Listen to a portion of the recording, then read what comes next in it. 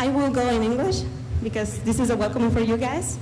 The U.S.-Mexico border region is one of the most complex and dynamic areas in the world, with more than 3,000 kilometers of shared border and more than de frontera conjunta y más de 350 millones de dólares generados al año.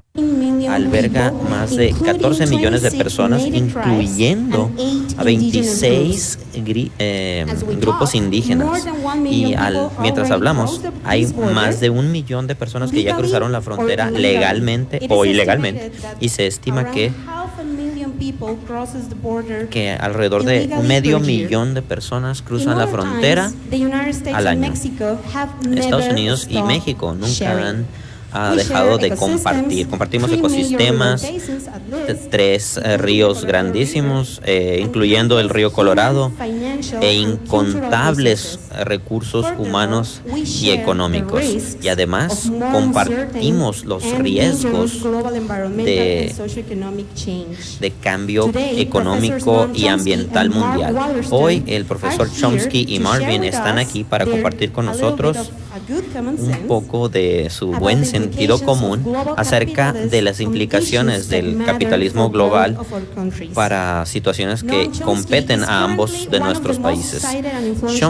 El doctor Chomsky es uno de los intelectuales más citados en filosofía, política y psicología cognitiva del mundo. Ha recibido muchos premios internacionales y nacionales y tiene varios doctorados honoris causa por universidades líderes, incluyendo nuestra propia UNAM.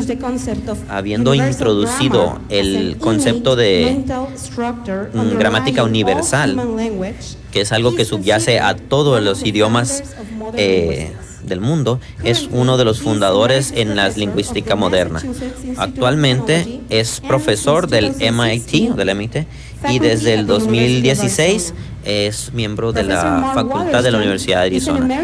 El doctor Marvin Watterson es profesor emérito de la Universidad de Arizona, es un anterior director de los estudios comparativos literarios de la Universidad de Arizona, con educación en biología, psicología y geografía. El profesor Watterson, sus estudios se enfocan en las nociones de hegemonía y sentido común, y conecta estas ideas con cambio progresivo y los cambios en general. Mantiene estos temas como gestión ambiental y el cambio climático. El Colegio de Sonora quiere agradecer a la Escuela de Ciencias Sociales de la Universidad de Arizona, al de Justicia Social de la Universidad de Arizona y al Colegio de Sonora. Por favor, denos la bienvenida a ambos doctores, profesor Noam Chomsky y Marvin Watterson. Muchas gracias. Es un placer estar aquí el día de hoy. Me gustaría agradecer al Colegio de Sonora por su hospitalidad, que ha sido muy, muy, muy cálida, con una gran bienvenida. Es excelente estar aquí en la Universidad de Sonora. Agradezco la oportunidad de hablarles a ustedes. Es increíble estar de regreso aquí en Hermosillo. Espero venir más seguido. Antes de que crezca más y más difícil de controlar. Muy bien. El título que ven acá arriba creo que es una amalgama de algunas frases que tuvimos en un curso que el profesor Chomsky y yo ofrecimos en la Universidad de Arizona, pero que lo presentamos vía videoconferencia al Colegio de Sonora, y estuvimos muy contentos de compartir con algunos de los estudiantes que estuvieron en ese curso un poco antes de esta conferencia.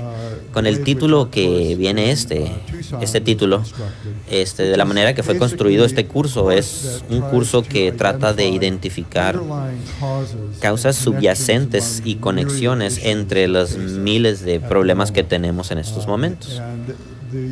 Y el propósito del curso en gran medida es para esclarecer que estos problemas que parecen separados entre ellos, en realidad están muy conectados entre ellos y deberían de ser una base para una acción política conjunta. Así que la plática que voy a dar hoy es una condensación de un elemento de ese curso. Pensar dónde estamos en este momento en presente, en esta era industrial que está apoyada por el capitalismo y algunos problemas con la frontera de Estados Unidos y México. Y quiero dejar en claro que el momento particular en el que estamos es un momento de ambos de crisis, pero también es un momento de oportunidades únicas. Y con eso voy a empezar a hablar un poco de la idea de qué es el capitalismo gángster. Creo que esta frase se explica sola, pero quiero explicar algo antes de continuar. Antes de llegar ahí, quiero hablar de manera muy breve acerca de la trayectoria histórica que nos ha traído a este momento en particular. Y eso es pensar en un periodo que podemos demarcar por las fechas que pueden ver aquí en la pantalla, como aproximadamente del 45 al 70, antes del neoliberalismo. A veces este periodo se le llama capitalismo regulado. A veces también se le llama como liberalismo anexo. También se le llama la era dorada del capitalismo, dependiendo de tu disposición hacia el capitalismo. También se le refiere como capitalismo con una cara humana. Y este es un periodo en el cual hay una gran negociación entre el capitalismo y las manos de obra, pero quiero que sepan que en esta foto que este es el capitalismo con los guantes puestos. Voy a contrastar esto con el capitalismo con los guantes o sin guantes, perdón. Así que en este periodo, en términos de la economía global, podemos pensar entre el sistema Bretton Woods, que fue diseñado por los que ganaron la Segunda Guerra Mundial, como un sistema que controla y para regular el comercio internacional y el desarrollo internacional. Un número grande de instituciones que ya conocemos emergieron de ese sistema, el Fondo Monetario Internacional, el Banco Mundial, los acuerdos generales de aranceles, que después siguió la Organización Mundial del Comercio, después la OCDE, un mundo de estas instituciones financieras que ahora, en gran parte y particularmente en el periodo que estamos hablando, del 45 al 70, controlaban mayoritariamente lo que sucedía en la economía mundial. Había cambios en las monedas fijos, el sistema estaba respaldado por oro, el oro respaldaba al dólar, que era la moneda internacional, era moderadamente abierto, era una economía moderadamente abierta, que tenía algo de sentido, ¿no? Una economía mundial moderadamente. Permitía un movimiento de manera libre, por así decirlo. Hablaré de ello en un momento. También permitía una inversión extranjera directa, y Estados Unidos era por mucho la entidad política y económica más grande que había, y muchos de los arreglos que se hacían en estos periodos favorecían el desarrollo de los Estados Unidos y su economía en estos sistemas. Permitía grandes inversiones, vamos a decir que permitía también una decolonización de los estados, pero al mismo tiempo llevó a los problemas que tenemos ahora. Es que también abrió los mercados estadounidenses a mercados de Europa. y permitió crecimientos fuertes en economías capitalistas alrededor del mundo. De este set de contradicciones empezaron a emerger varios problemas entre el capital y la mano de obra, entre varios sectores del capitalismo, entre el dinero de los Estados Unidos y el capital de alrededor del mundo, y esto empezó en una disminución de la ganancia de los capitalistas. Se empezaron a ganar de manera más lenta, hubo varias recesiones. Entonces, esto pedía un nuevo modelo para acumulación de capital, y este modelo es lo que pensamos como el periodo neoliberal. Un nuevo modelo sobre cómo se debería manejar la economía mundial para maximizar el retorno de capital. Este es un periodo que data desde los 70s, más o menos, hasta el problema de la crisis del 2008, más o menos por ahí. Pero en efecto, esto es lo que pone el periodo de manera aceptable.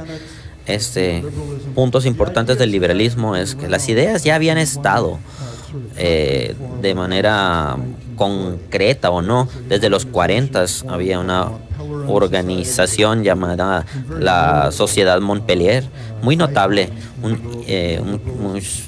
muy icónicos, como Friedrich Hayek, pero las ideas ahí estaban, pero no empezaron a ganar valor hasta los 70s o más o menos. Y entonces ahí se despegaron de manera muy notable en una esfera político mundial de la administración de Ronald Reagan y después de la administración, su homólogo en el UK, en Gran Bretaña. Y la idea era liberar a los empresarios o a las habilidades empresariales de los individuos. El empresariado es algo muy importante del neoliberalismo. Espero. Dentro de un marco institucional caracterizado por fuertes derechos de propiedad privada, mercados libres, entre comillas, con comillas de miedo, dijo. Libre comercio de nuevo, entre comillas, porque ninguno de estos mercados son libres y el comercio tampoco no es libre, sino que son influenciados por los estados de manera muy fuerte a todos niveles. La economía global es caracterizada por la eliminación de barreras para el movimiento de bienes, servicios, capital y dinero a través de fronteras nacionales. Pero muy importante, grande, de manera mayoritaria, es mantener la mano de obra en su lugar. Es decir, la mano de obra se mantenía donde debe estar. Es decir, la gente se podía mover buscando el mejor salario y así había problemas. Así, entonces, esto es algo muy importante del neoliberalismo. El rol del Estado en términos generales pone las siguientes cosas: crear y preservar un marco institucional que es apropiado para las actividades y prácticas que se acaban de describir, para garantizar la calidad e integridad de los sistemas monetarios,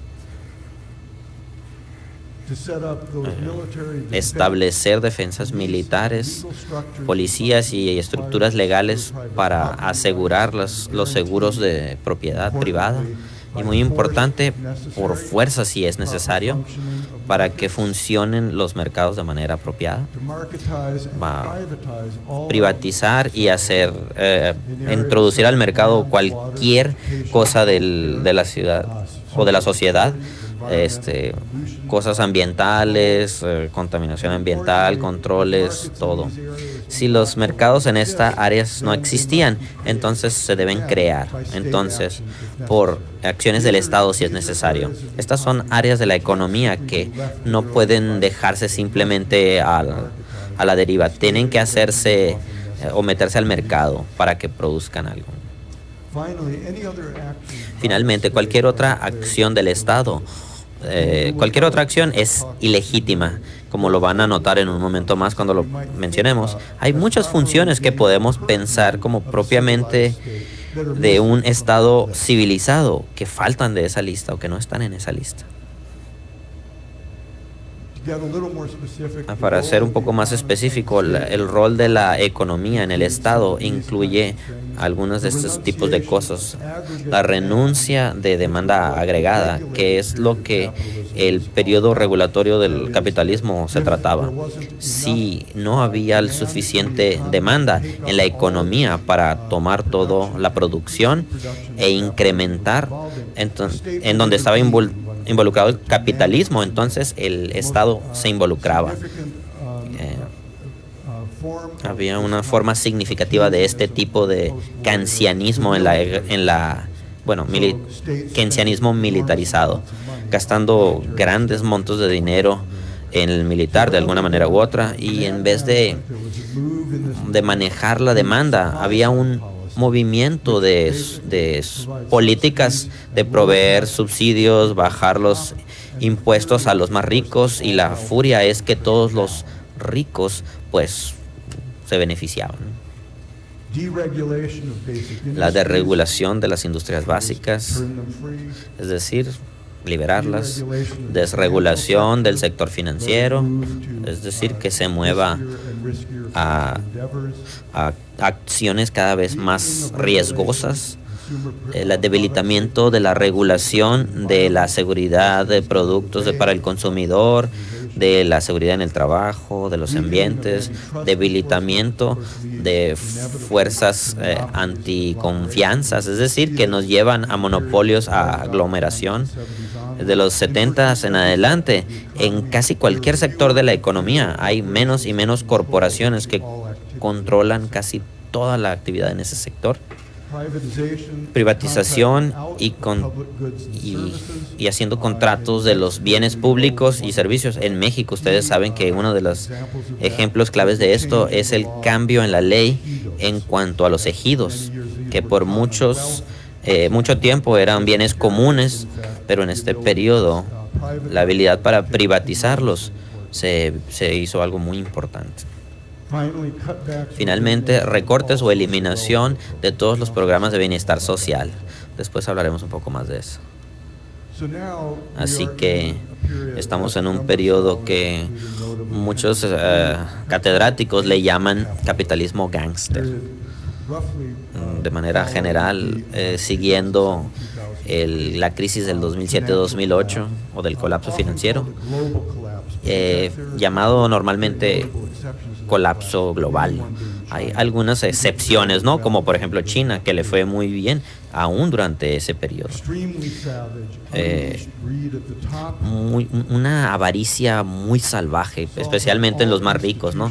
Asalto sobre todas las instituciones de bienes comunes, ciudadanos que no tienen derecho a esperar ayuda del Estado. Estas son características que creo que están saliendo ahora en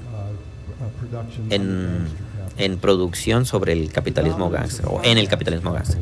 La dominancia del capital financiero sobre todos los otros sectores, lo que nos lleva a un capitalismo crónico, una penetración profunda o privatización de todos los elementos de la sociedad. Guerra, en vez de una guerra contra la pobreza, tenemos una guerra contra los pobres y contra los vulnerables. Una producción masiva de poblaciones excedentes. Mientras más se mueve el capital a finanzas, en vez de a la economía productiva, la mano de obra se está destruyendo a tasas precipitadas muy grandes. Entonces ya no se necesitan mano de obra, entonces ya no sirven como consumidores, entonces pues ya no sirven en realidad para nada. Ahora voy a utilizar el Tratado de Libre Comercio como un ejemplo de lo que digo del momento de neoliberalismo. Quiero ver los propósitos del NAFTA, los reales y los que se explicaron, ¿no? Y que ahora estamos en renegociación. Tienen 7 metas específicas cuando se puso en efecto en el 94. El primero era presentarle a los firmantes un estado de mejor nación, eliminar las barreras y facilitar el movimiento entre fronteras de bienes y servicios. Ahora, de nuevo, no mano de obra, una vez más. promover condiciones de una competencia legal, leal o justa, incrementar oportunidades de inversión, proveer protección y ejecutar derechos de propiedad, crear procedimientos para resolución de disputas comerciales. Este es un punto central de todos estos acuerdos. Son protecciones para inversionistas y los mecanismos de arbitración usualmente son muy secretos.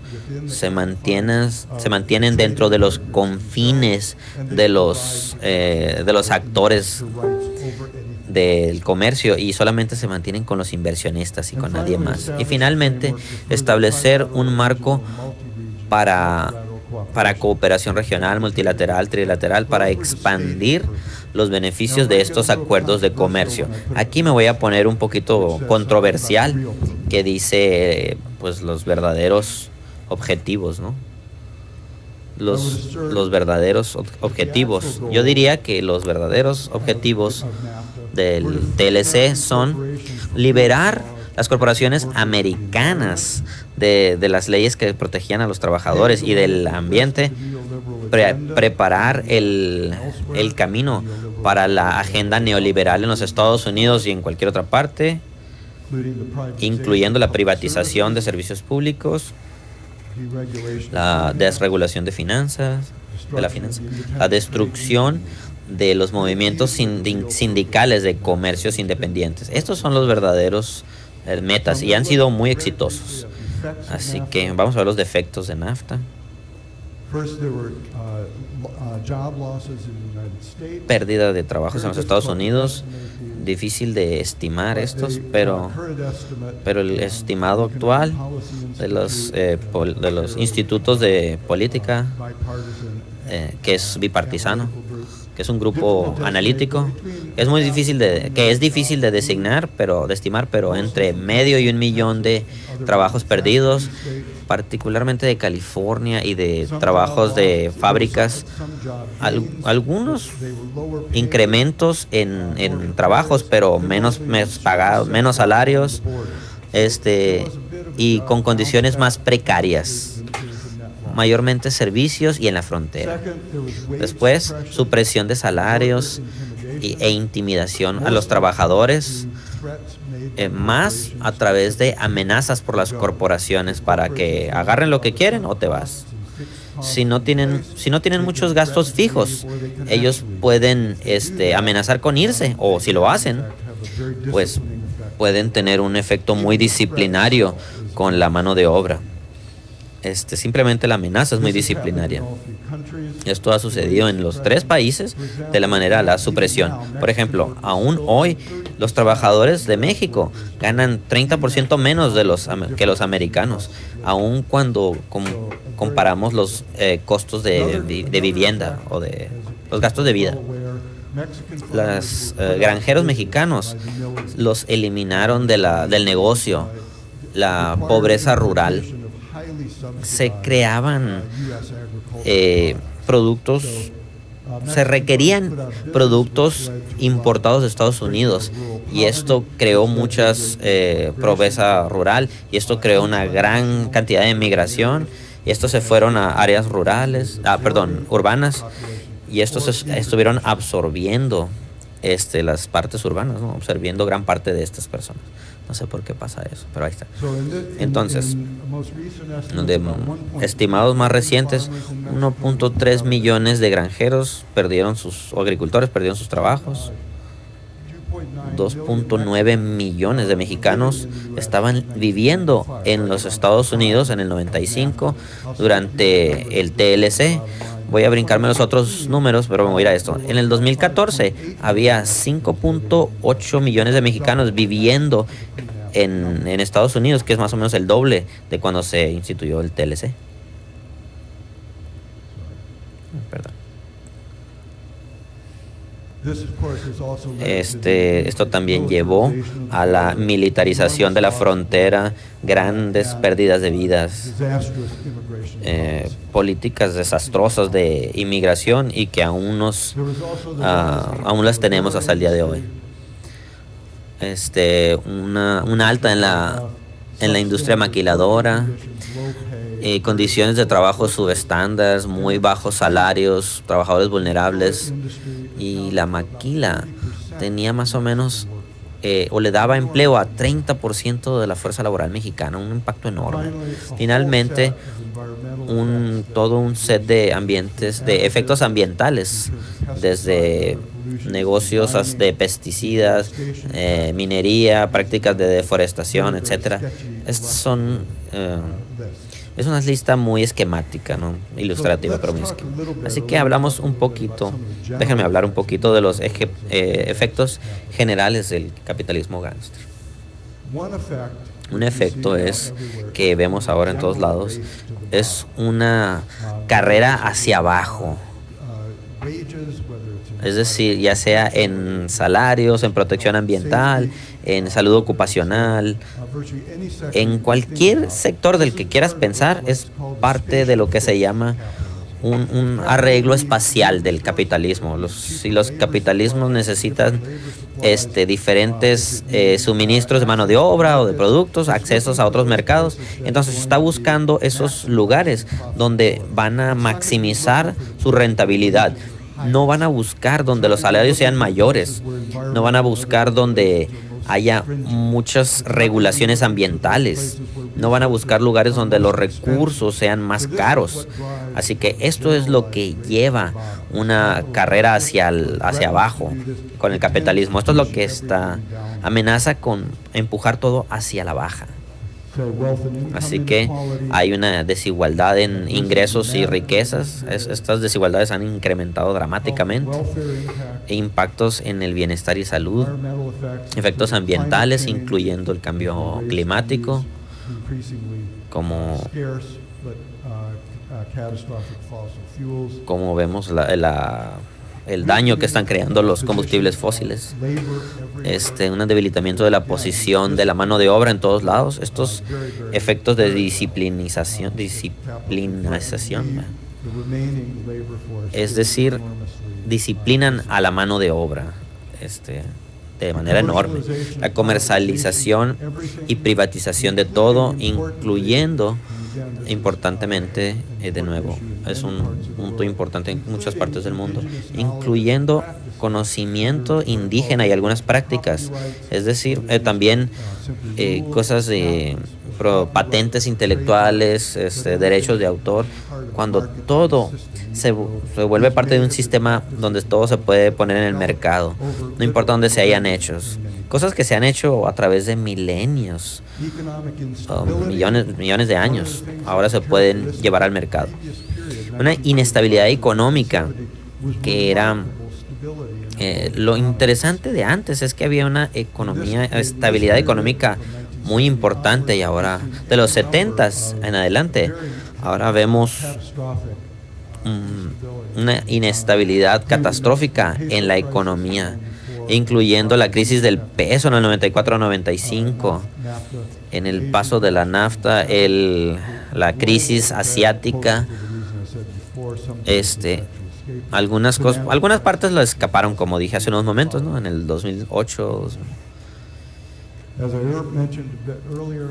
Como yo mencioné anteriormente, la sobreproducción y la gente desechable, de nueva cuenta, esta es una razón del capitalismo que de hecho puede sacar ganancias sin producir nada, simplemente por mover los electrones alrededor del mundo. Puedes apostar en lo que sea y ganar dinero o perder dinero en ello, pero el hecho es de que requieres menos trabajadores, y requieres menos trabajadores, produces consumidores menos efectivos, entonces hay una sobreproducción en gente desechable que de nuevo ejerce un enorme. Así que de nuevo, estos trabajos requieren ser altamente calificados, y la gente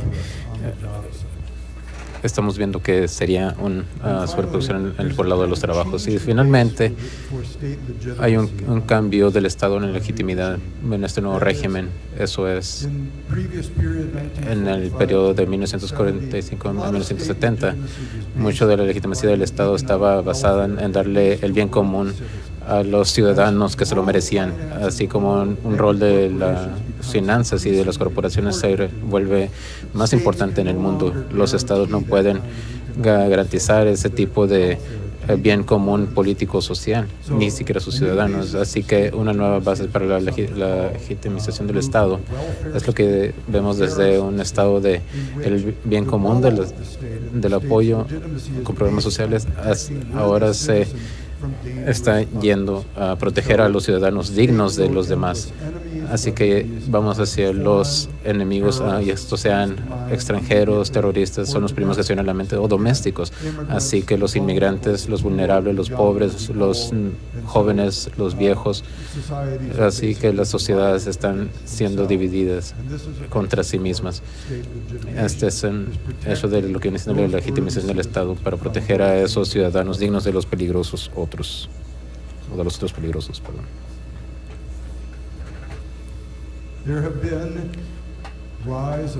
Ha habido un incremento de los movimientos sociales en respuesta a estos efectos, y esto de nueva cuenta es uno de los tipos de efectos del capitalismo gángster. Así que ha habido un número sustancial de estos. Por lo voy a proporcionar unos cuantos a ustedes para ver si lo reconocen uno u otro.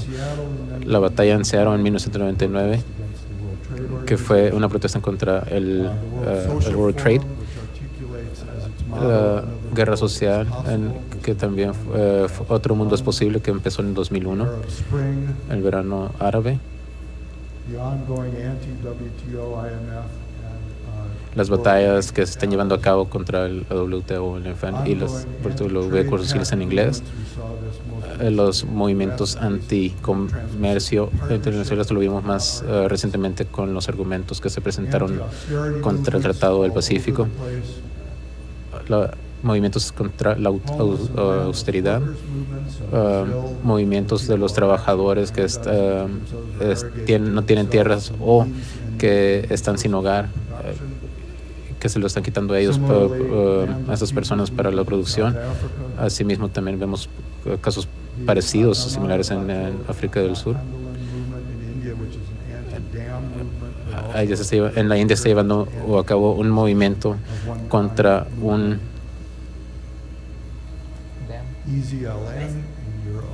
una presa que tiene el fin de generar electricidad, al movimiento del STLN en México, que se están incrementando cada vez más. En estos casos todo empezó antes del Tratado de Libre Comercio de América del Norte, que mucho de esto no necesariamente fue en respuesta contra la inclusión de la NAFTA, pero empezaron antes o después. Pero estamos viendo movimientos progresivos, están creciendo, al menos están contra la antiglobalización. Muchos de estos movimientos están a favor de la integración global de una manera u otra, ya sea que sea a través de los trabajos o algún otro tipo de colaboración del mundo, pero están en contra de la forma neoliberal de la globalización, en el cual los beneficios solamente se van a un grupo, a una población bien pequeña del mundo. Pero esto también genera otro tipo de movimientos. Disculpen, quería enseñarles otros de los globales capitalistas y globalistas. Pero esto también ha producido una reacción de la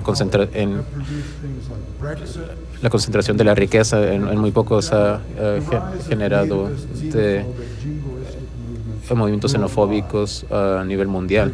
Por ejemplo, hagamos de América del Norte un país grande de nueva cuenta. O primero América, primero Estados Unidos. Esto de nuevo, diría, son reacciones a los mismos tipos de características, pero tienen una inflexión muy distinta con lo que estamos viendo arriba. Estos son grupos que están utilizando este tipo de efecto globalizado para volverse más insurgentes, más xenofóbicos, más antagonistas.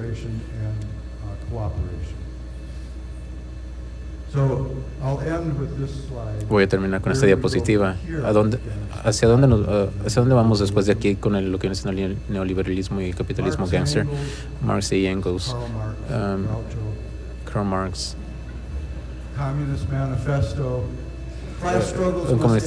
un manifiesto comunista, ya sea una constitución revolucionaria de la sociedad a gran escala o una ruina común de la contienda de clases. Ellos pensaban que las cosas podrían terminar en una forma útil o de una forma bastante desastrosa. Rosa Luxemburg, también basado en Karl Marx, dijo que las cosas como están hoy en día, la civilización capitalista no puede continuar. Debemos ya sea avanzar hacia el socialismo o retroceder hacia el barbarismo. Muy parecido en cuanto al sentimiento. El incremento de los movimientos sociales en reacción al neoliberalismo, la globalización en su forma neoliberal y el financiamiento. Claro, a través de todo el mundo están viendo más movimiento, la gente se está dando cuenta y la gente no está contenta con el sistema que se nos está entregando por billones. Pero la gran pregunta es, ¿cuál va a ser la reacción del Estado o de la élite de la movilización de la resistencia? ¿Irá a ser aceptada? ¿Y habrá un cambio en el sistema? ¿Será real o será artificial? ¿O habrá un incremento en la represión? Y creo que con eso termino.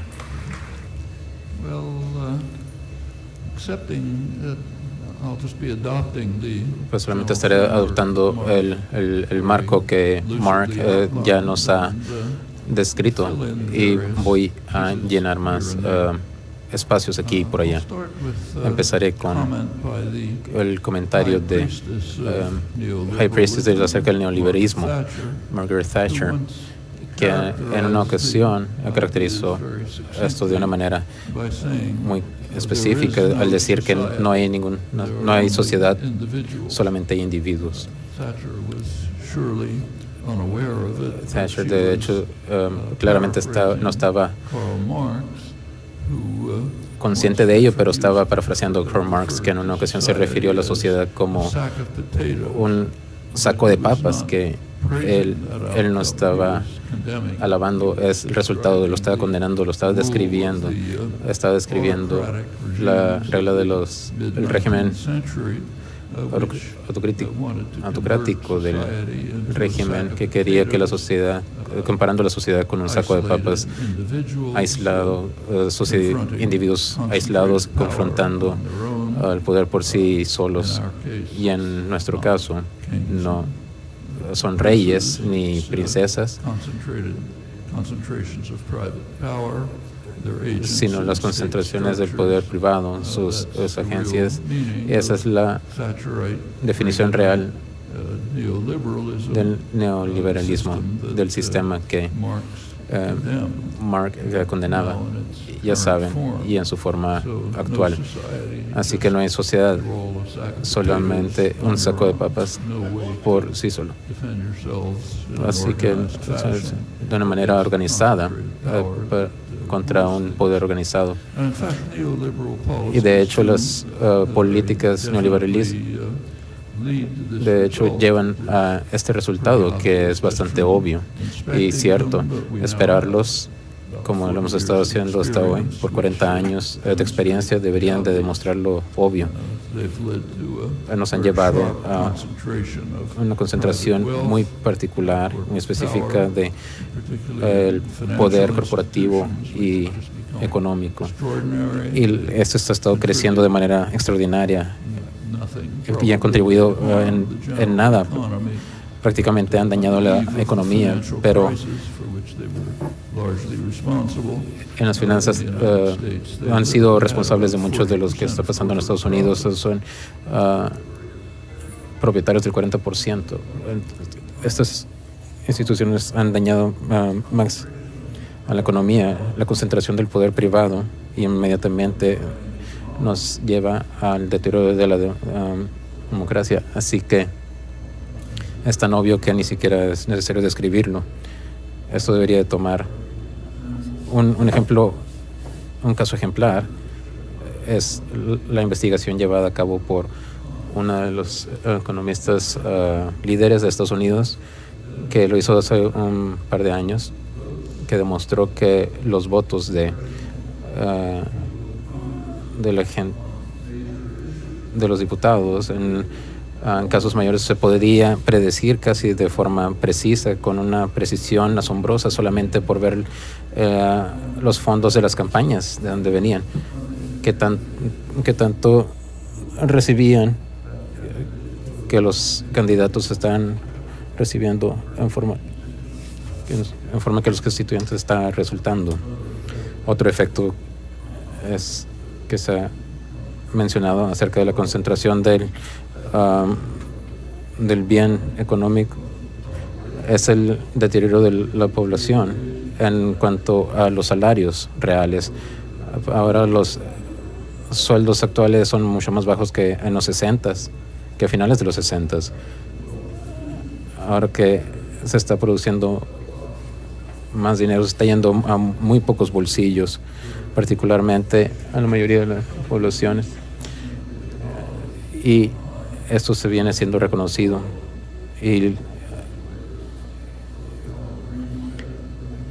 Howard Greenspan también, cuando él estaba a cargo de la economía nacional como director de la mesa directiva, St. Allen, también uno de los economistas más grandes de la historia. Eso fue antes de que su reputación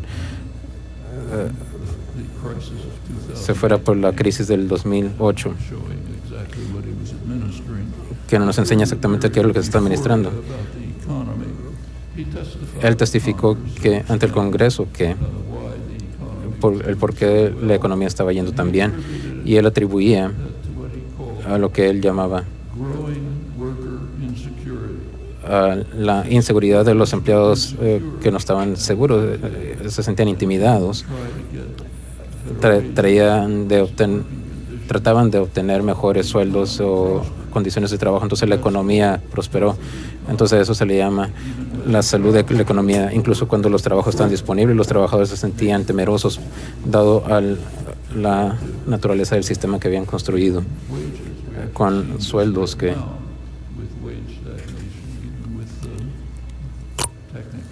aún con desempleo muy bajo, que no está realmente bajo, porque no cuenta con todas las personas que salieron de la fuerza laboral por desesperación. Pero eso es la inseguridad crecimiento de los empleados, ayuda a la economía de acuerdo a la doctrina. Y hay muchas ilustraciones en respecto al colapso de la democracia. Y uno de los más impactantes es que acaba recientemente de ser estudiado en un papel, es el gasto militar. Y los gastos militares siempre aumentan y sigue aumentando, ya bajo un pretexto u otro. El primer papel acaba de salir, el primer estudio por un analista muy respetable sobre la opinión popular respecto a los gastos militares. Unos 60 años de encuestas que se han llevado a cabo, y resulta ser que el público consistentemente quiere que gaste menos en todo lo que tiene que ver con la militar, pero sigue aumentando cada vez más y más. Y esto aumenta y alterna la función de que trabaja la democracia, y la mayor parte de la población a largo plazo ha querido o preferido algún tipo de cuidado de salud médica pública.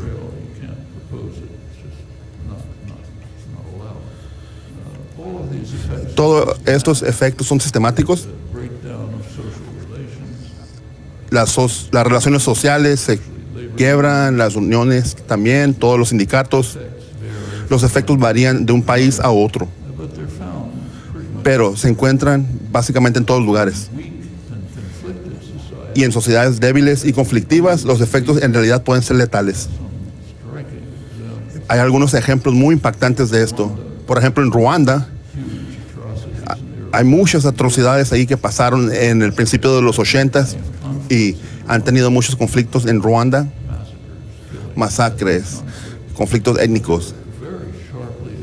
pero fueron abatidos por todas las reformas neoliberales y todas las estructuras presentadas en los 80s para crear xenofobia, el odio, el racismo, en todo eso que impactaron las sociedades del oeste y crearon conflictos étnicos que causaron masacres muy masivos al principio de los 90s. Otro ejemplo es Yugoslavia, que estaba yendo muy bien durante los años 80s y Yugoslavia también estaba sujeto a el asalto neoliberal en respecto a la sociedad que quebró esa sociedad.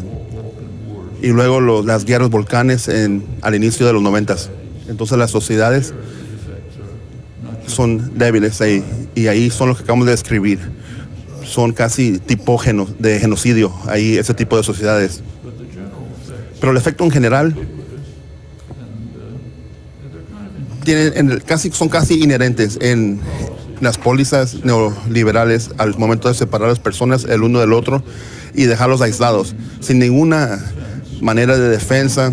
Están aislados en algún tipo de mercado. Es un mercado que ya está arreglado en el aspecto que está en favor a todos la clase de inversionistas y de los poderes corporativos. Y en el oeste el resultado ha sido las sociedades que fueron manejadas por el miedo, el enojo, enfocadas en instituciones muy grandes que colapsan, y eso es muy constante en las elecciones europeas. La última elección en Italia y todo eso. Los partidos de la izquierda que corren el sistema político cayeron. Y cayeron a otros nuevos partidos políticos, los neofascistas, y lo mismo ha pasado en otros lugares, vez tras vez. Lo mismo pasa para los Estados Unidos. En las elecciones de 2016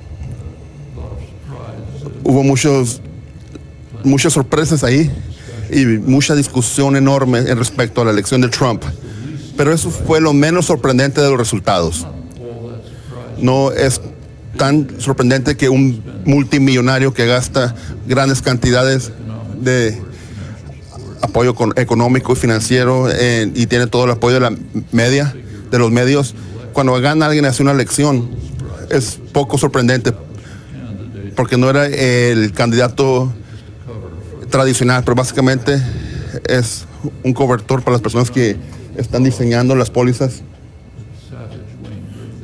para el lado izquierdo y todos los partidos capitalistas. Lo que sí fue muy sorprendente para la elección fue la campaña de Bernie Sanders. Eso desvió de toda la historia política americana. Fue la primera vez que un candidato en realidad llegó muy cerca a la victoria y que lo pudo haber ganado de haber sido por muchos partisanos, sin ningún apoyo de poder privado, de corporativo, sin ningún apoyo mediático. Tampoco lo atacaron y lo ignoraron, no lo conocía nadie. Aún usaron la palabra miedo en Estados Unidos y también usó la palabra de 4 letras que no se permite mencionarla. Y él muy fácil pudo haber ganado la elección sin de no ser por problemas que no tenían nada que ver con su campaña. Y hasta ahorita, tal vez fue la figura más popular política en el país, lo que le dice algo. Otra cosa, en una democracia funcional, uno puede pensar que la figura política más popular supiera qué dicen las opiniones de él en los reportajes de los periódicos y todo eso. No es porque es silencioso, sino hay mucha discusión sobre él, y sobre su campaña, y muchos grupos activistas que están trabajando en todo el país en muchas maneras van debajo del radar, pero no es el tipo de cosa que debe de pasar. Pero eso no lo escuchan, pero está pasando y es muy importante. Bueno, yendo a Latinoamérica bajo el programa neoliberal, que han pasado en las últimas décadas. Ha habido un periodo de recuperación bajo más liderazgo progresivo, pero desafortunadamente muchas oportunidades fueron echadas a perder. Es una cuestión que merece atención, pero ahorita hay una regresión muy severa. No creo que sea permanente. Las cosas pueden cambiar. Mucho fue obtenido y puede construir sobre eso. Ha habido un número muy interesante por parte de economías por más de 30 años del neoliberalismo, y los resultados son muy directos. Voy a citar: menores tasas de crecimiento, medidas de bienestar social, de medidas de países de ricos a pobres. Estas son puras citas, los patrones de crecimiento es ambiguo, un decrecimiento muy marcado en la era neoliberal que lo precedió. El 50% de reducción cuando se miden por per cápita las igualdades. No hay reducción de pobreza. Hay una excepción, China, que siempre ignora las prescripciones neoliberales, y algunos otros países asiáticos que omiten poner atención a estas partes, a estos preceptos, y han crecido y han eliminado pobreza. Uno de los hechos no tan apreciados es el decrecimiento de lo que es el crecimiento, también las políticas incrementan la desigualdad, la pobreza, y entre los países, si quitas a China, cuando utilizas medidas realistas de pobreza, todos los países estos que eliminan la pobreza no cumplen o no se entenderían como neoliberalistas. De manera interesante, la teoría económica no cambia, parece no importar, es refutada 100% del tiempo, que el cual es muy interesante.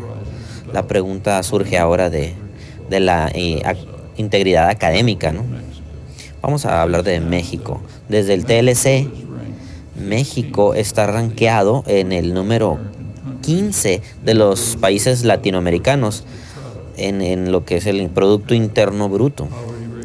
La tasa de pobreza creció, se perdieron muchos empleos, muchos agricultores se tuvieron que ir de sus lugares. Muchos no pueden competir con negocios que son subsidiados, lo que de manera no muy bonita se le llama libre comercio. En Estados Unidos se incrementó por 80%, y después del TLC se niveló. Ahora la inmigración hacia los Estados Unidos se le llama una crisis. Es una crisis moral inmensa. Dice que son de sociedades destruidas de Centroamérica. Desde el apoyo entusiasta de Reagan, que desde los genocidios que ha habido, no se han reconstruido esas naciones y se van hacia Estados Unidos, y eso se le llama lo que es una gran cantidad de personas emigrando a Estados Unidos, ¿no? Desde Honduras, por ejemplo, a Estados Unidos, que llegó a ser uno de los estados más violentos del mundo. Esto es una crisis de refugiados. Hay dos países en la región del cual no tenemos inmigración, virtualmente no hay. Uno es Costa Rica, el que pues sucede que es el país, el único país en el que no ha intervenido Estados Unidos, ¿no? Digo, hay presión de una manera u otra, pero no ha intervenido. Eso es una de esas pequeñas cosas que nadie se supone que note, ¿no? Otro país es Nicaragua. Ese es un país de Centroamérica que tenía que tenía una militar o soldados para defender a sus ciudadanos de los Estados Unidos. Y después en algunos tiempos se establecieron sociedades para defenderlos, pero se les culpa de gran cantidad de atrocidades. Ha habido muchos ataques, pero tuvieron cómo defenderse. Pero bueno, no hay flujo de inmigración de Nicaragua. Bueno, el TLC esencialmente continuó las políticas neoliberales que se habían instituido desde los 80s. Después, alguna de presión del Fondo Monetario Internacional para incrementar la desregulación, la regulación de las fábricas, la propiedad de las inversiones extranjeras, y México se alejó de las políticas de desarrollo de las décadas anteriores, y el propósito del TLC era explícitamente encerrar, esa es la frase que se usó públicamente, encerrar los cambios del periodo neoliberal para ponerlo en un tratado internacional y que fuera muy difícil de salirse de ahí, ¿no? Que sea muy difícil de regresar. Entonces, por supuesto, todos los tratados de libre comercio permitían el libre movimiento de capital, pero no el libre movimiento de mano de obra, si es que existe tal cosa. Personas que han estudiado economía se les han dicho que lean a Adam Smith, pero no mencionar que Adam Smith consideraba el libre movimiento de mano de obra como algo principal de los mercados. Bueno, una de las muchas cosas que se han olvidado.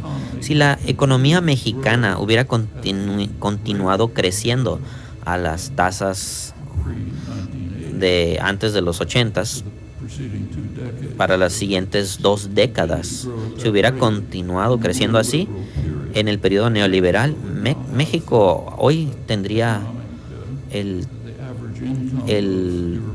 ingreso económico promedio de las sociedades europeas. Así es como se estaba moviendo todo.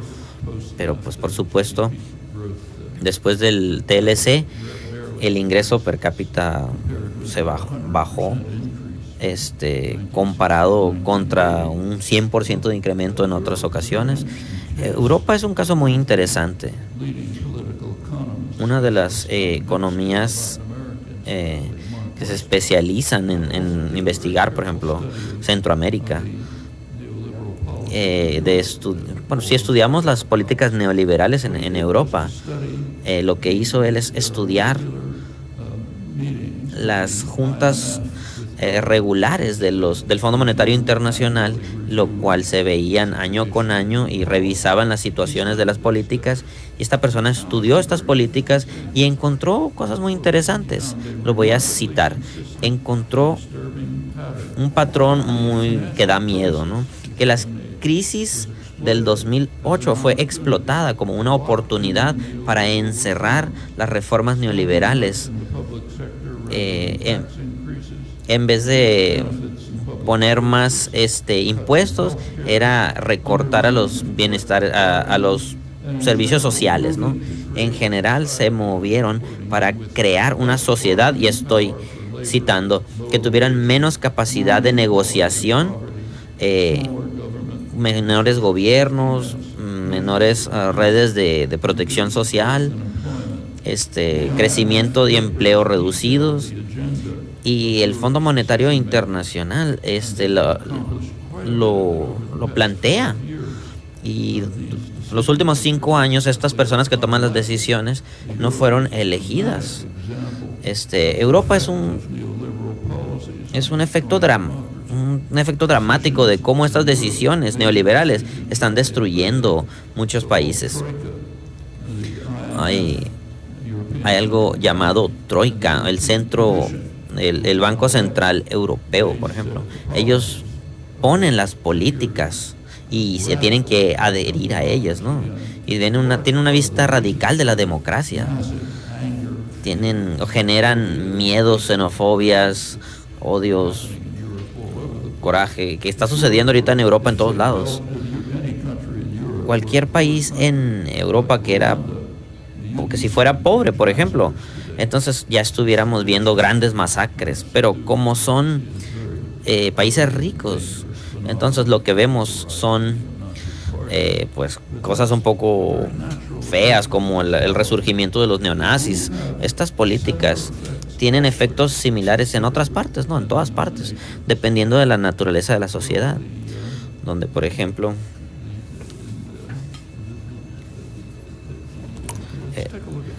bueno, vamos a ver el TLC. Hay unos hechos interesantes. Hay leyes de intercambio comercial desde el 74 que requiere que cualquier acuerdo internacional que afecte a los trabajadores tiene que ser logrado después de haberse platicado con los sindicatos de los trabajadores. Esas son las organizaciones. Hay un comité que se llama la ley de la mano de obra, por así decirlo, de los empleados, ¿no? El comité de acción de mano de obra se le informó a ellos se les informó de las decisiones del TLC un día antes. Nunca se les consultó. De hecho, sí se juntaron de todos modos, se hicieron un estudio y claro que fue, pues, de manera muy convincente se les presentó que la versión ejecutiva del TLC iba a tener efectos negativos, el TLC, pero que presentaban una alternativa que ellos que decían que llevaría a crecimiento grande, ¿no? Que no tendría esos efectos negativos. Y de manera interesante, este comité en pro a la defensa de los trabajadores, el reporte fue muy parecido al que creó el Congreso en Estados Unidos de la Oficina de Tecnología. Estos estudios tenían las mismas conclusiones, básicamente. Todo esto fue totalmente ignorado. Ya no encontramos mención de esto en la prensa, en literatura académica, pero hubo un efecto inmediatamente. La Oficina de Tecnología y Evaluación fue eliminada por la administración Clinton. No querían investigación que pudiera proveer información que no querían. Algo similar a lo que está haciendo Trump con lo del cambio climático, ¿no? Pero esto fue Clinton, ¿no? Lo que pasó es que la versión de bajo crecimiento del TLC no tuvo discusión. Y esto nos dice un poco más de lo que es la democracia, ¿no? El TLC tiene algunas provisiones muy débiles en cuanto a los derechos de los trabajadores, por ejemplo, que es casi nada, ¿no? Pero una es que se supone que deben de hacerse estudios de los derechos efectivos del TLC en cuanto a mano de obra. Y algunos estudios se hicieron por el señor Brennan, un historiador de Cornell University, acerca de las reglas del TLC, y encontró que las acciones de los empleados se reducieron directamente por el efecto del TLC. 50% de las acciones fueron eliminados. Las acciones como para llegar a una huelga se eliminaron, se suprimieron. Por ejemplo, había una fábrica donde estaban planeando irse a huelga y el gerente empezó una propaganda donde les decía que si ustedes se van a huelga, pues vamos a llevarnos la compañía a México, y puso un letrero que decía Operación Transferencia a México, y los trabajadores pues se regresaron a trabajar, y eso es legal. Pero si tienes un estado que es ilegal, pues no importa si es legal o ilegal. Así que el TLC sí tiene efectos ponderables muy directos en los derechos de los trabajadores en los Estados Unidos. En esta búsqueda para encontrar cualquier indicativo de esto, de hecho, primero, el primer En Canadá, por ejemplo, hoy hay negociaciones con ellos en relación al NAFTA y hay algunos aspectos interesantes en los cuales México podría participar. Canadá, lo que lees es que las objeciones de Estados Unidos con el TLC, pero Canadá también tiene objeciones al TLC y son interesantes. Pueden leerlas en la prensa canadiense. Canadá quiere renegociar el TLC, que va a evitar que prevenga las leyes antiempleo o empleo de los Estados Unidos. Y estos que no se permitan que lleguen a la Corte Suprema, como sucedió hace poco. Esas son leyes que se llaman con derecho al trabajo. El derecho a trabajar quiere decir derecho a robar.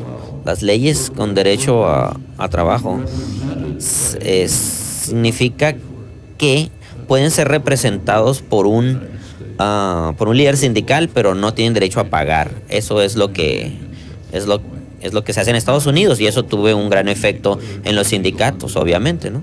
Esto habría declarado como ilegal en el TLC.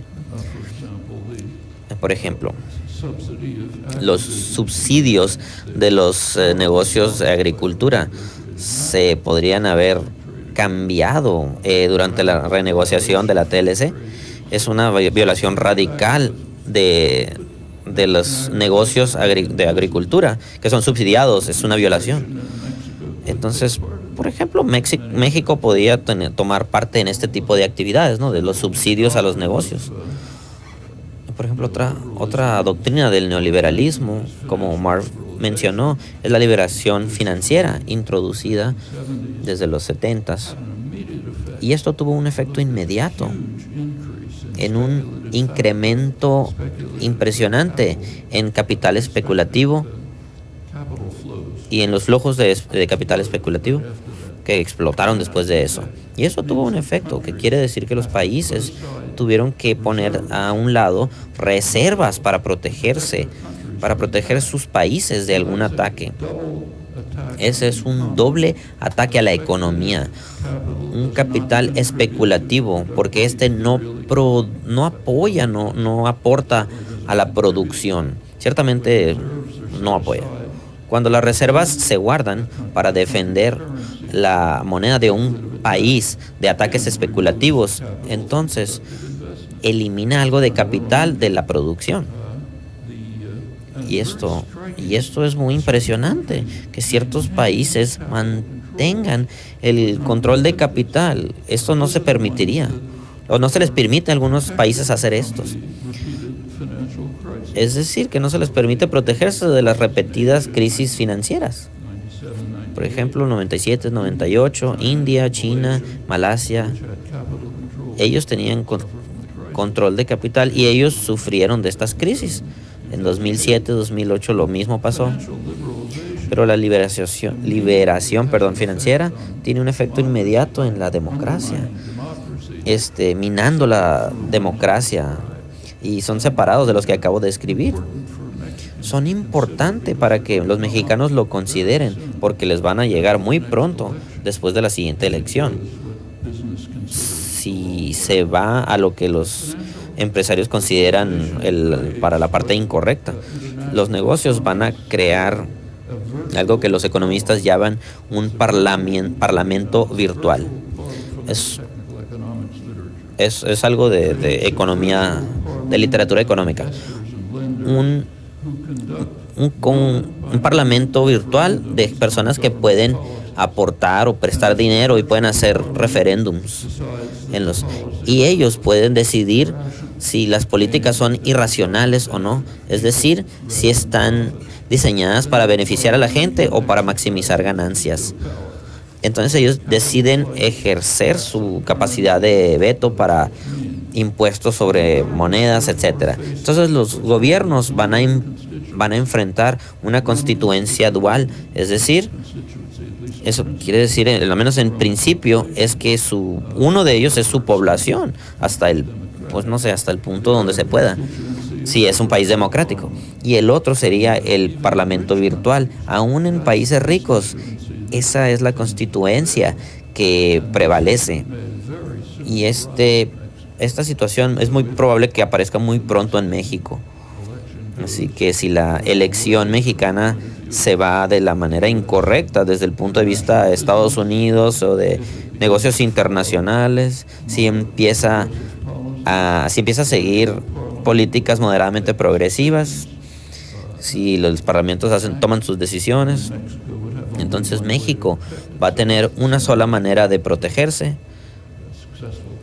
y es lo mismo que hacen países exitosos lo han hecho. ¿Y estos cómo le hacen? Lo hacen con otros medios para defenderse. Hay que reconocer que otros países asiáticos, por ejemplo, los llamados países milagro, cuando se estaban desarrollando, ellos tenían, y aún lo hacen, tienen un control muy férreo del capital. Por ejemplo, Corea del Sur, tú puedes obtener la pena de muerte por la fuga de capital. Entonces, América Latina, y terminaré con esto, tiene muchos problemas internos alejados del asalto neoliberal. Latinoamérica es notoria por su concentración extrema de poder y dinero, ¿no? Riquezas. Hay élites que no tienen responsabilidad en el bienestar de las poblaciones, ¿no? Y es muy difícil comparar a México, Latinoamérica con el este de Asia. Y Corea del Sur, por ejemplo, hace tiempo estaba al nivel de países sudafricanos y ahora es un poder industrial. Lo mismo sucede en los países del este de Asia, y a los cambios de Latinoamérica es muy dramáticos. Latinoamérica es mucho más favorecida que estos otros países, tiene muchos más recursos internos. El este de Asia no los tiene. Latinoamérica no tiene enemigos externos. Los países asiáticos sí, guerras, ataques. Sin embargo, el este de Asia se ha desarrollado y Latinoamérica ha crecido muy poco. Y las razones no son difíciles de identificar. Por 30 años, durante el periodo de crecimiento en el este de Asia, Latinoamérica ha observado las reglas neoliberales, los consensos de Washington, y el este de Asia las ha ignorado totalmente. Las élites de Latinoamérica se han separado de sus propios países. A lo mejor lo intentaron, lo mismo que este de Asia, pero aquí no se les permitió. Estas decisiones de élites pues han sido de esta manera, como por ejemplo la fuga de capital. La fuga de capital en Latinoamérica es muy común. Es decir, se puede castigar en el este de Asia hasta por la pena de muerte. Hay un economista, David Felix, que habla que el consumo, él hizo los principales estudios. Escribe que los patrones de consumo y la conducta de las élites han sido muy diferentes en ambas regiones. En Latinoamérica hay un fervor, una insaciabilidad de las élites para producir lujos, en contraste con las orientaciones de las sociedades asiáticas en cosas creadas en sus casas, en más orgánicas. Entonces, antes de convertirlo en algo de consumidores, por ejemplo, y en contraste dramático con Latinoamérica, que por ejemplo, los países latinoamericanos también han estado mucho más abiertos a la inversión extranjera desde los 50. Las multinacionales han controlado grandes acciones de producción industrial en Latinoamérica, mucho más que en las historias de éxito en el este de Asia. El Banco Mundial reportó que la privatización y la inversión extranjera ha tendido a sustituir a otros capitales en Latinoamérica, transfiriendo el control y mandando las ganancias a otros países, algo que no pasa en el este de Asia. Y eso es algo que le está pasando a México ahorita. Por ejemplo, en los sistemas de energía. Y de manera más general, el este de Asia adoptó los tipos de modos de desarrollo que habían permitido a los países del oeste desarrollarse, incluyendo a los Estados Unidos, Alemania, lo que son transferencias tecnológicas, inversiones focalizadas. Latinoamérica, principalmente en las últimas generaciones, se han adherido a los principios de mercados, ¿sí?, que fueron puestos a la fuerza por las colonias, que ahora se le llaman países de tercer mundo. Ahora, debería de mencionar que hay una excepción de estos éxitos del este asiático, es Filipinas, que es el único país que, por cierto, pues que tiene mucho control de los Estados Unidos, ¿no? Hay cosas que no se ven, ¿no? Como, por ejemplo, Costa Rica y otros ejemplos parecidos.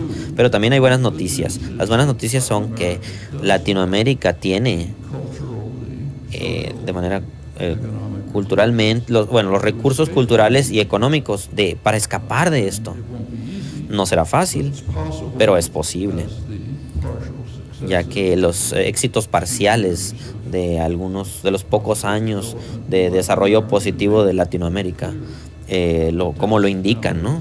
Ahora la tarea es utilizar esta oportunidad, y que es muy real y que es crucial para desarrollar. Gracias.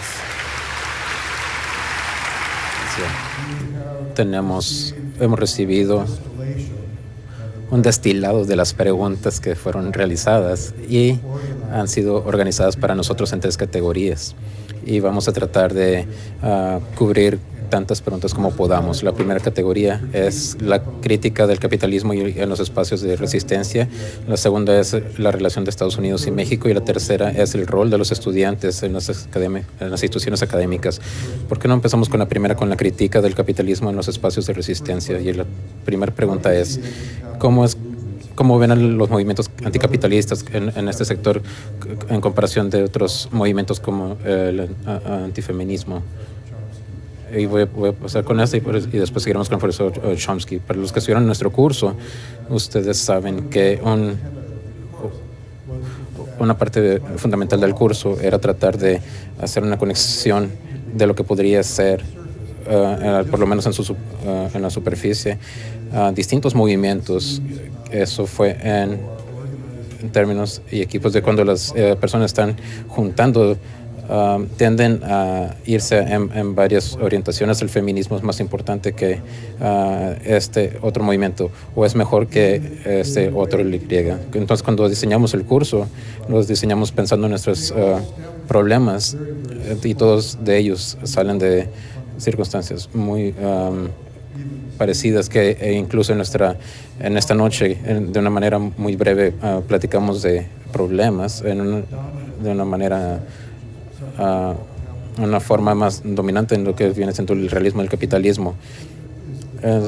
Es el piso común de lo que viene siendo los movimientos políticos, lo que viene siendo para la coalición. El capitalismo real creo que se encapsula de una forma muy, muy bien, y viene la pregunta que se encapsula muy bien en la siguiente frase: hoy es más fácil imaginar el final del mundo que imaginar el fin del capitalismo.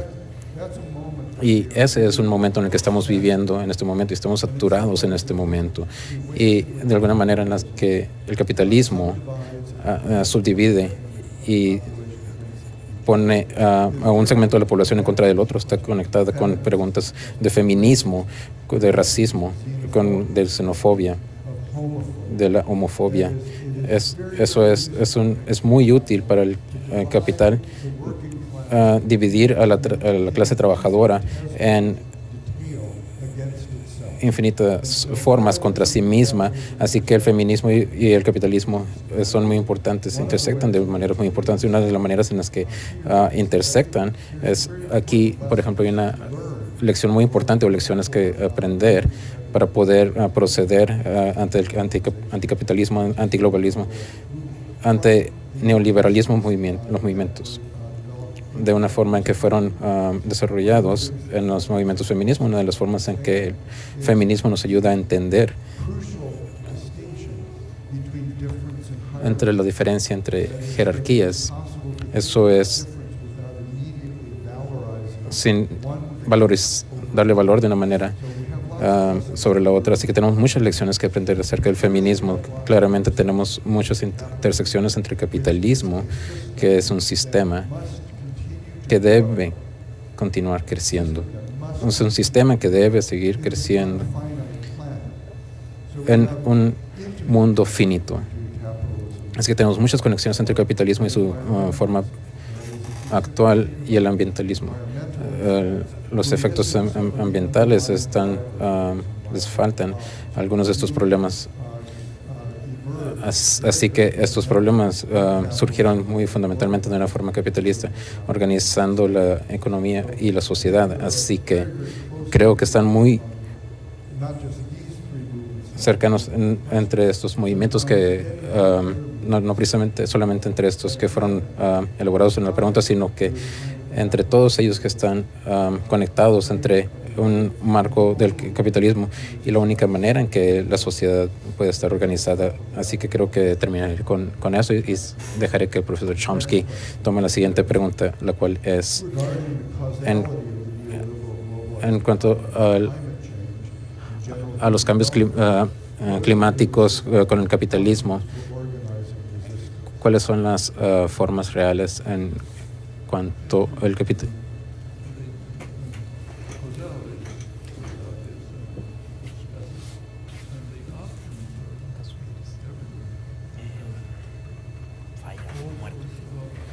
Las fallas son todas las fallas y oportunidades para poder tomar esta pregunta. Así que tomaré a México. Aquí en México tienen muchos problemas que tienen que resolver. Entonces México tiene que desarrollar una forma de crecer, y una forma para que México crezca es para poder maximizar su uso de recursos fósiles. La exploración en el Golfo de México, para poder llevar más exploración y explotación de los combustibles fósiles y estarlo viendo mientras el nivel del mar sigue incrementándose y todo después todo quedará bajo el agua, sumergido bajo el agua. Entonces no es necesariamente cierto, pero México está en una posición de poder desarrollar energía solar y eólica. Entonces son tiempos en los que te tiene que tomar liderazgo y desarrollar formas de energía alternas. Aquí los recursos eléctricos y otros recursos son opciones que se pueden tomar de inmediato. No toma mucha imaginación poder reconocer estas opciones que están disponibles. Me gustaría hacer otro comentario acerca de la primera pregunta. La forma en que Marv lo abordó creo que es bastante correcto, pero también hay otra forma de verlo, y eso es estar viendo lo que ha pasado a través de la historia humana, a través de la historia de la humanidad. Todo es parte de la naturaleza. Lo podemos ver en todas partes, el poder resistir una autoridad legítima. Si hay jerarquías, y si la jerarquía y la opresión existen, entonces se toman esfuerzos muy grandes para poder vencer esto, y todo esto se cristaliza con un asalto de una forma legítima en instituciones legítimas que demandan una forma de jerarquía y dominio, y así se justifican. No es automático, así como la carga de la prueba. Entonces no quiere decir que esta carga de las pruebas debe de ser desmantelada. Todo esto son pruebas del capitalismo. El capitalismo se basa fundamentalmente en autoridad legítima. Algunas personas dan órdenes, otros las siguen. Y todo esto lo podemos ver desde la revolución industrial, que fue una forma de esclavitud mediante sueldos. Entonces, si vemos a la cultura de la clase obrera de los Estados Unidos en los siglos XIX, durante la revolución industrial, o aceptar a las mujeres jóvenes en la industria textil o trabajando en los molinos, todas ellas con la subordinación de las órdenes, así como legítima, pero una forma de esclavitud. Es una forma de esclavitud que debe de ser temporal y después te vuelves libre. Esta era tan popular que era un eslogan del Partido Revolucionario de Estados Unidos, y es natural reconocer que cuando vendes algo, produces algo propio bajo tu propia decisión, que no ataca tu integridad personal, que cuando haces algo bajo órdenes que te atacan a ti. Esta gran doctrina produce algo que es hermoso bajo las órdenes. Con los sueldos podemos admirar lo que hace, pero odiamos lo que es. Y eso se entendía lo entendía la clase obrera. La autocracia capitalista se volvió inculcado como el sentido común, pero pueden ser reconstruidos, y esto incluye todo lo que se mencionó: el feminismo, los derechos de los inmigrantes, cualquier cosa que mencionen. A través de estas estructuras de autoridad y dominio no tenemos justificación. Hay movimientos en el tiempo actual que toman en sí los ideales del encantamiento. Entonces, estos son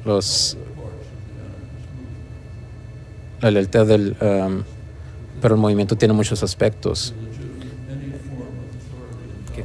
Cualquier forma de autoridad o dominancia, no importa cómo sea, es ilegítima, a menos y busca justificarse, pero no puede, lo cual es casi siempre el caso, y se busca desmantelarse. Para agregar a eso rápidamente, para expandir un poquito los sistemas de gobernancia, y esto creo que habla también en las maneras en las cuales podemos pensar como cambio social. O sea, tiene puestos opuestos, y hay un continuo, no son empáticos entre ellos. Son dos formas interesantes de gobernancia. Una es hegemonía, que consiste en el gobierno con el consentimiento de los gobernados, que es el modelo preferido. Y del otro lado del espectro está la coerción, que existe cuando el consentimiento falla y el gobierno se tiene que mover un poco más hacia la coerción. Y ahí hay un problema de gobernancia. Es decir, no tiene legitimación.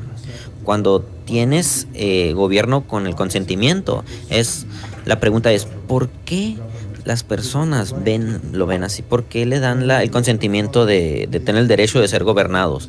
Porque creen que la gobernancia se hace en su beneficio. Si esa legitimación empieza a fallar, y hay muchas risas por las cuales puede fallar, entonces las estructuras gubernamentales tienen que moverse mucho más hacia la coerción. Entonces la gobernancia se convierte en algo mucho más frágil.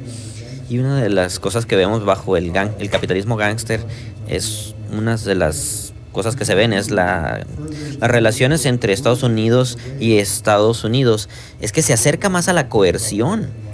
Piensen en eso, en luz de la siguiente pregunta.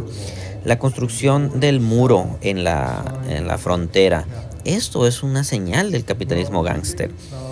Si piensan en maneras en las cuales el marco neoliberal ocurre y la idea de que pueden tener tanto movimiento de capital, de bienes y servicios como es posible, pero que debes de mantener la mano de obra en su lugar, entonces el muro pues tiene sentido. Entonces sí, la idea de que el problema con las condiciones materiales se deterioran siempre es la culpa de otras personas peligrosas, ¿no? De una manera u otra. Nunca es la culpa de los que toman la decisión de cómo maximizar la acumulación de capital. Se tiene que mover hacia otra parte de esas personas, ¿no? La responsabilidad debe caer de esas personas que vienen a tomar nuestros trabajos, por ejemplo. Poner ese muro tiene mucha lógica en cuanto a retórica, en cuanto a barreras tangibles, en una manera en que el marco neoliberal debe prevenir ciertos tipos de movimientos y permitir otros. Por ejemplo, el muro, si es que se construye, tiene que ser bastante permeable, y en otras pues no tanto. Pero el muro es un resultado del capitalismo gángster. Y quiero recordarles de nuevo a Adam Smith, el ícono del capitalismo, y el principio que el núcleo del mercado, del capitalismo de mercados, es el movimiento de la mano de obra. Si no, no sirve. Además, no es solamente el muro. Es importante mencionar que lo que se llama la crisis de refugiados es una crisis inmoral, porque el flujo de refugiados no es principalmente de México, ¿no? El flujo de refugiados son de Centroamérica, que no pudieron defenderse del asalto de los Estados Unidos, y los que pudieron defenderse pues no son refugiados, y eso se ha duplicado en Europa, no solo en los Estados Unidos sucede. Uno de los grandes crímenes morales de hoy en día es el esfuerzo europeo de mantener los migrantes alejados de sus costas. Miles de personas están tratando de escaparse de África y están muriendo en el Mediterráneo. O los están poniendo en campos, por no decir concentrados de campos, o los están regresando. Pero es una pregunta muy simple. ¿Por qué la gente se está yendo de Europa de África a Europa, y no en otra dirección? Eso es algo difícil de explicar, pero no es un secreto. Solamente hay que revisarlo. Si destruye su país, pues la gente se va. Y ellos se van a ir a países donde pues se pueden hacer ricos, ¿no? O donde pueden obtener más ganancias. Eso es un crimen moral. Y si lo vemos, así es. Voy a tomar ventaja de tener el micrófono y quiero llegar a esta pregunta de la categoría 3, que creo que es vitalmente importante.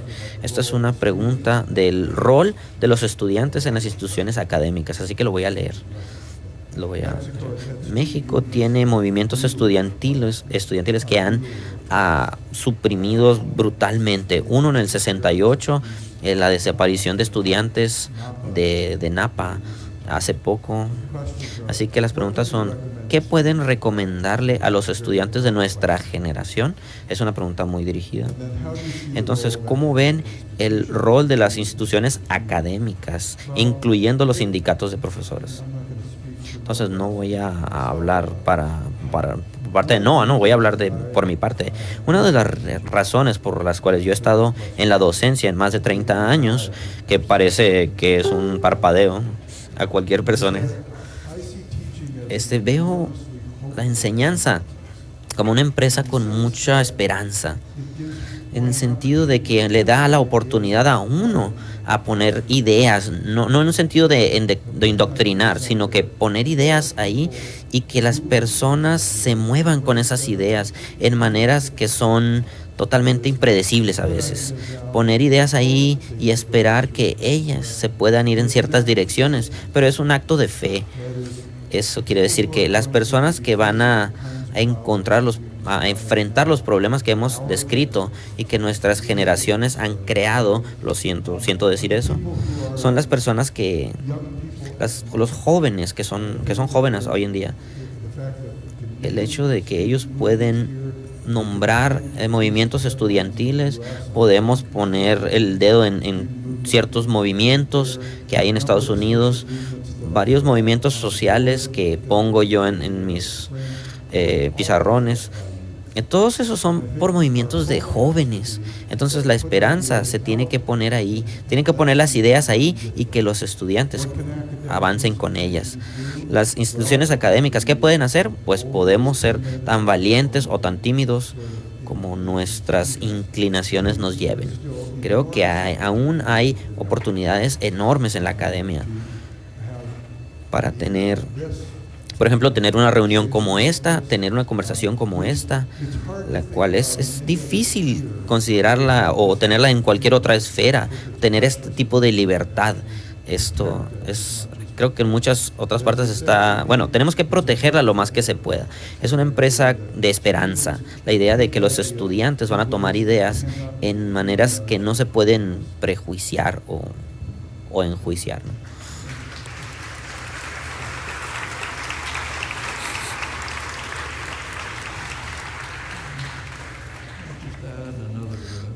Déjenme agregar un poco más a eso.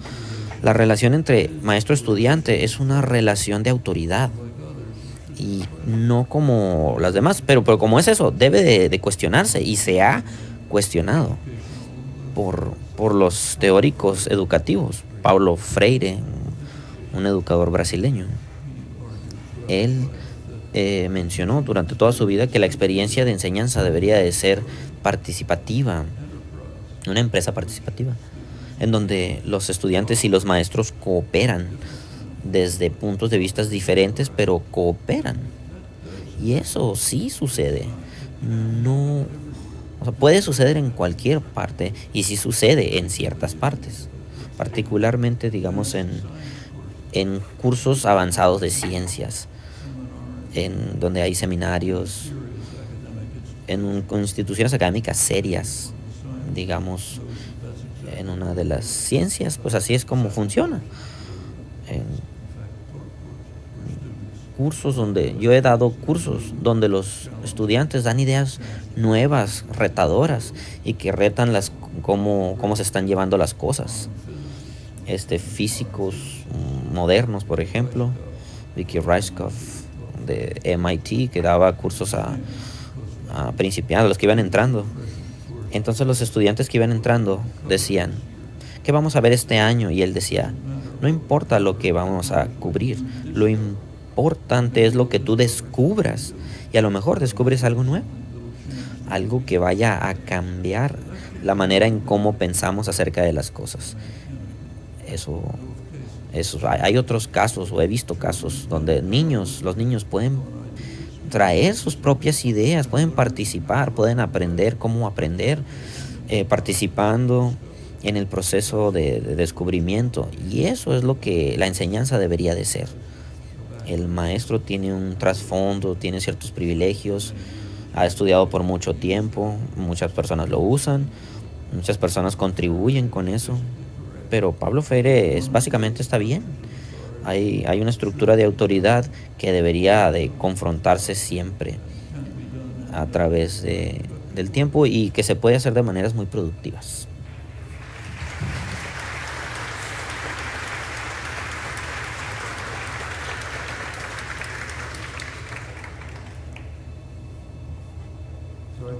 Así que creo que tenemos tiempo para una pregunta más. Voy a dejar que Noah responda a esta. No sé por qué las personas quieren preguntar más así. ¿Cuál es una política socioeconómica que México necesita para retomar su identidad y su independencia, pero que no sea mano de obra? Yo diría que construyan el muro y hagan que ellos lo paguen.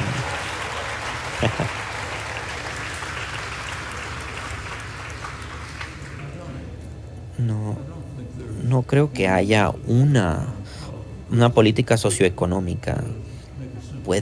Se puede poner una oración simple, ¿no? Esta es, pero no significaría mucho, porque hay muchos aspectos, muchas políticas que México debería de enfrentar, o que tiene que enfrentar. Tiene una variedad de problemas. No tengo que decirles a ustedes me pueden decir mucho más, ¿no? Ese gran rango de cosas de las que hablamos hoy, que han decimado a Latinoamérica, la inmunidad de las élites de las responsabilidades, de las desigualdades de las masas, y en México tiene unas formas muy específicas, especiales, que ustedes las conocen. Por ejemplo, seguro conocen que hay una oración que dice, los problemas de México están muy lejos de Dios y muy cerca de Estados Unidos. Los problemas de Estados Unidos acercan. Es decir, que Estados Unidos trae los problemas o dice que los problemas salen de las drogas, pero las drogas están basadas en Estados Unidos, entonces la demanda y el suministro, entonces la demanda viene de Estados Unidos, pero el suministro de armas básicamente viene de los Estados Unidos. Vivimos en Arizona, ahí puedes entrar a una tienda y comprar una metralleta y te la dan, y algún representante puede ser parte del cartel y alguien del narcotráfico puede pasárselo a la otra parte de la frontera. El alcohol, tabaco. La mayoría de las armas que tienen los cárteles de México son de Estados Unidos. Además, es algo de políticas. En las conferencias hemisféricas que se llevan a cabo cada ciertos años, cada 2 años. La más reciente fue en Panamá. Todo el hemisferio se oponía estaba opuesto contra Canadá y Estados Unidos y no había consenso.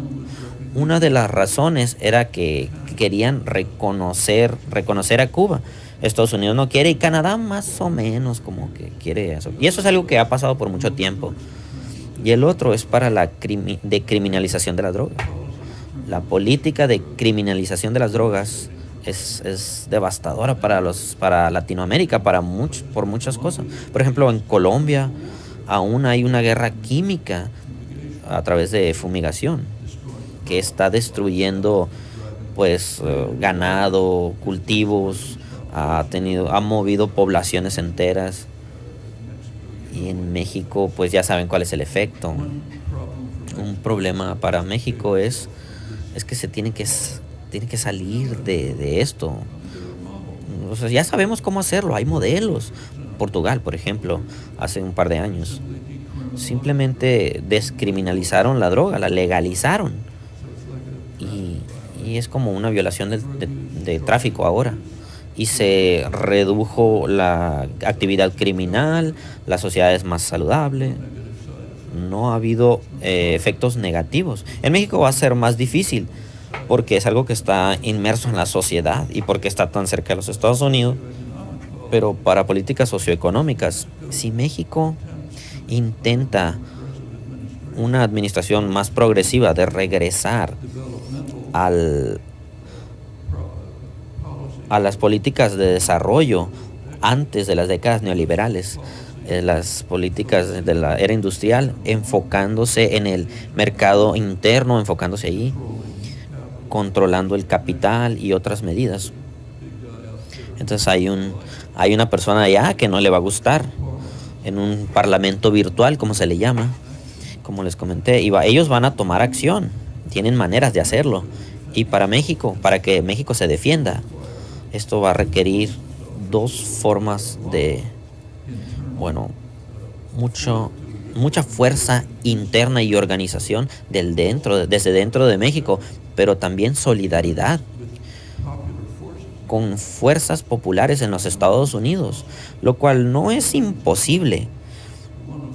Pero uno de los hechos impresionantes de los 80s es tan importante que casi nunca se discute, es que por primera vez en la historia del imperialismo, por primera vez, los grupos populares y las sociedades del imperio no solamente protestaron las atrocidades que estaban llevándose a cabo en Centroamérica, que es donde la estaban haciendo, sino que fueron a ayudar a las víctimas. Miles de personas de los Estados Unidos, de comunidades rurales, de iglesias evangelistas, decenas de miles, fueron a ayudar a las víctimas, participando y tomando parte, buscando ayudarles en sus necesidades, buscando protegerlos de la manera que podían, en contra de los ataques racistas imperialistas. Esto nunca había pasado, algo así. Nunca pensaron que iban a vivir en un país vietnamita, por ejemplo, o en un país de Argelia para ir a ayudarles, ellos funcionando como parte de la resistencia. Fue algo importante. La naturaleza de la sociedad es muy mezclado sobre lo que se puede hacer. Y estos movimientos tienen una importancia muy extrema. Y esto en Latinoamérica, por ejemplo, durante sus años o durante varios años de políticas progresivas, sí empezaron a desarrollar instituciones independientes, que es algo muy importante. Y en Sudamérica, por ejemplo, UNISUR se convirtió una unión de sociedades de Sudamérica, que no hizo mucho, pero lo importante era combatir al principal imperio, ¿no? Algo que nunca encendió, no agarró forma, pero ahí está, ¿no? Es algo que integraba todo el hemisferio, simplemente excluyendo a Estados Unidos y Canadá. Eso es muy importante. Y esa importancia es que se puede ser una forma de solidaridad en contra del ataque de los parlamentos virtuales y del Estado imperialista que está detrás de ello. Y si México empieza a tratar de salirse de ahí, de esas trampas coloniales o colonialistas, pues va a meterse en unos problemas, ¿no?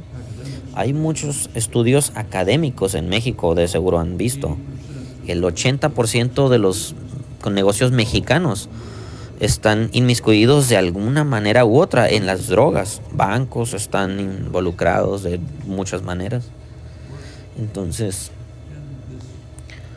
este sistema, hay que terminar este sistema de corrupción, de autodestrucción, y destruirlo no va a ser algo fácil. Así que no creo que haya una política socioeconómica. Hay una variedad importante de políticas, pero pues no va a ser algo fácil. Es algo que requerirá mucha energía, esfuerzo desde dentro de México y mucha solidaridad internacional.